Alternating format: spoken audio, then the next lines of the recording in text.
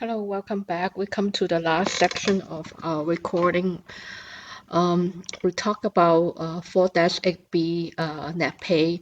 Net pay is the total of J15 minus all L through T15.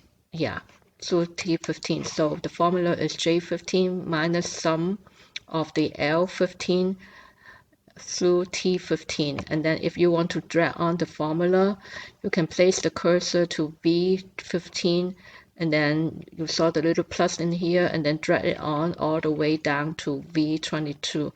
So it will be copying all the formula.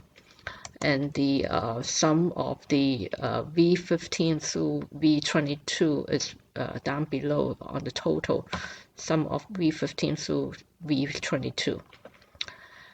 And the OASDI, the employer's FICA taxes, OASDI taxable wages would be the total of column J23, and OASDI taxes would be G27 times the 6.2% is 0.062.